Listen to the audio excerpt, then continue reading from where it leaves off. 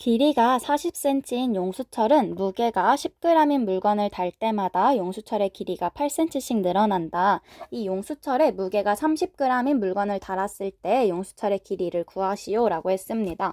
자, 원래 이 문제에서는 지금 보면은 길이가 40cm인 이 용수철에 10g짜리 물건을 달면은 용수철의 길이가 8cm씩 늘어난다 라고 했습니다.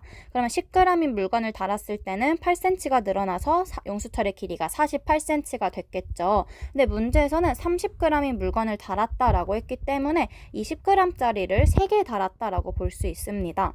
자, 따라서 이 10g짜리 물건을 만약에 이렇게 3개를 달았다면 8cm, 8cm, 8cm, 8cm가 3번 늘어나기 때문에 8, 3, 24cm가 늘어났다라고 볼 수 있겠죠. 그러면 이때 용수철의 길이는 40에서 24를 더한 64cm다라고 볼 수 있습니다. 그래서 답은 아마 64cm일 텐데요. 우리가 문제에서는 지금 10g일 때에 몇 cm가 늘어나는지를 알려주고 30g일 때의 용수철의 길이를 물어봤기 때문에 이렇게 간단하게 풀 수 있었는데 문제에서 만약에 30g이 아니라 예를 들어서 13g이라던가 27g이라던가 이렇게 애매한 숫자가 주어졌을 때는 우리가 이렇게 찾지 못하잖아요. 따라서 x와 y를 이용해서 그 용수철에 물건을 xg짜리 물건을 달았을 때 xg짜리 물건을 달았을 때 용수철의 길이를 ycm라고 한번 두면서 길이 ycm라고 두면서 x와 y 사이 관계식으로도 한번 문제를 풀어보도록 하겠습니다. 이렇게 푸는 것도 좋지만 우리가 x, y 사이 관계식으로도 풀어보도록 하겠습니다.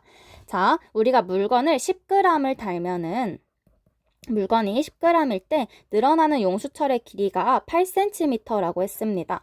그러면 우리가 xg의 물건을 달았을 때 용수철이 얼만큼 늘어나는지 이 값을 찾기 위해서 10g에서 xg으로 바로 갈 수도 있겠지만 우리가 중간에 1g의 물건을 달았을 때를 한번 생각해 보도록 하겠습니다. 10g의 물건을 달았을 때 8cm가 늘어난다면 1g의 물건을 달았을 때는 10g이 1g이 된 것은 곱하기 10분의 1이 된 것이기 때문에 8cm에도 곱하기 10분의 1을 하여 0.8cm가 늘어난다라고 볼 수 있습니다.